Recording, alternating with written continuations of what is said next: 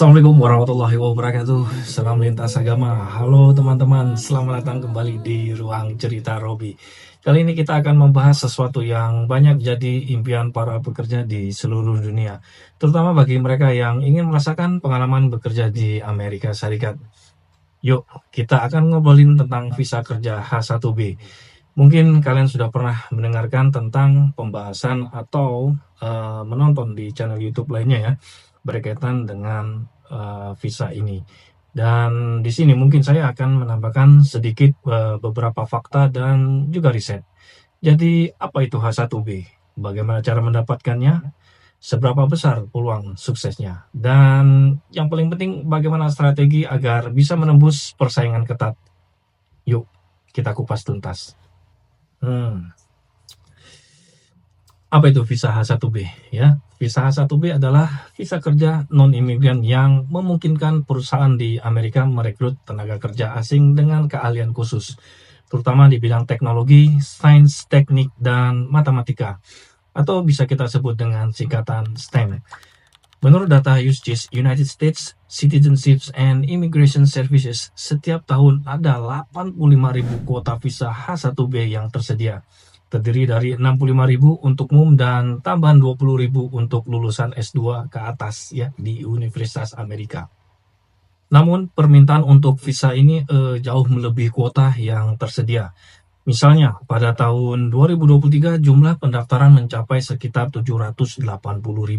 Sedangkan pada tahun 2022 angka ini sekitar 483.000. Kenaikan signifikan ini menunjukkan semakin ketatnya persaingan untuk mendapatkan visa H1B dari tahun ke tahun. Tahun 2024 jumlah pendaftaran H1B itu mencapai lebih dari 780.000, yang berarti peluang mendapatkan visa ini kurang dari 11% saja. Jadi kalau kalian berpikir ini mudah, mungkin perlu siap-siap dengan realita persaingan yang luar biasa ketat. Visa H1B tidak bisa diajukan oleh individu ya. Jadi perusahaan di Amerika yang ingin mempekerjakan tenaga asing harus menjadi sponsor dan mengajukan petisi ke USCIS. Jadi ada beberapa langkah untuk bisa mendapatkan visa H1B ini. Langkah pertama itu kita harus mendapatkan tawaran kerja dari perusahaan di Amerika. Jadi cari perusahaan yang bersedia mensponsori H1B. Itu biasanya perusahaan teknologi seperti Google, Amazon, dan Microsoft. Mereka tuh aktif merekrut tenaga asing. Namun ada juga banyak perusahaan kecil dan menengah yang membuka peluang ini. Dan juga ada beberapa situs yang dapat membantu mencari sponsor H1B. Nanti saya akan lampirkan di deskripsi ya. Jadi kalian bisa cek di sini. Nah, langkah kedua itu ada pendaftaran di sistem lotre H1B. Karena jumlah pendaftaran selalu melebihi kuota, pemerintah Amerika menggunakan sistem lotre. Jika terpilih dalam lotre, baru perusahaan bisa mengajukan petisi H1B ke USCIS.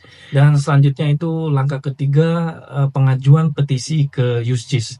Perusahaan mengajukan form I-129 ya, atau Petition for a Non-Immigrant Worker, termasuk dokumen pendukung seperti kontrak kerja, deskripsi pekerjaan, dan bukti kualifikasi si pelamar.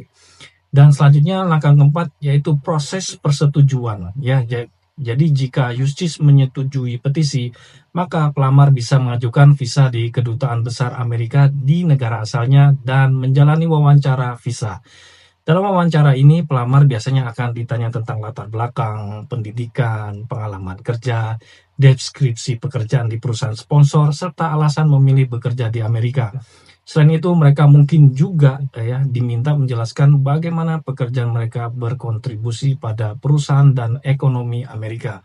Oleh karena itu, penting untuk mempersiapkan jawaban yang jelas dan mendukung dengan dokumen yang relevan. Meski persaingan ketat, banyak orang berhasil mendapatkan H1B. Jadi ini ada beberapa strategi yang bisa meningkatkan peluang kalian untuk mendapatkan visa H1B ini. Yang pertama itu tingkatkan keterampilan yang dicari perusahaan di Amerika, yaitu biasanya bidang teknologi seperti software engineering, data science, dan cyber security. biasanya itu memiliki peluang yang lebih tinggi. Menguasai keahlian di bidang ini biasanya juga bisa memperbesar peluang kalian. Yang kedua itu ada memanfaatkan program OPT, Optional Practical Training. Jika kalian lulusan universitas di Amerika, manfaatkan OPT ini untuk bekerja di perusahaan Amerika sebelum mengajukan H1B. Yang ketiga itu cari perusahaan yang aktif mensponsori H1B. Situs seperti My Visa Jobs dan H1B Grader itu bisa membantu mencari perusahaan yang memiliki riwayat mensponsori visa H1B. Yang keempat, jangan bergantung pada lotre H1B saja. Pertimbangkan jalur lain seperti visa O1 untuk individu berbakat di bidang seni, sains, pendidikan, bisnis, atau atletik, serta visa L1 untuk transfer internal dari perusahaan multinasional dan yang sering digunakan oleh manajer eksekutif atau karyawan dengan keahlian khusus di perusahaan yang memiliki kantor di Amerika. Teman-teman, perjuangan mendapatkan visa H1B bukanlah hal yang mudah, tapi bukan berarti tidak mungkin. Banyak orang telah berhasil dan kunci mereka adalah kerja keras, persiapan matang, dan mental yang kuat.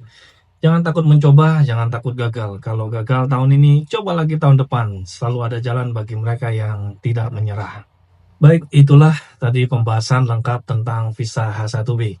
Semoga informasi ini bermanfaat buat teman-teman ya yang bercita-cita bekerja di Amerika Serikat. Apalagi dengan kondisi Indonesia saat ini ya. Kabur aja dulu.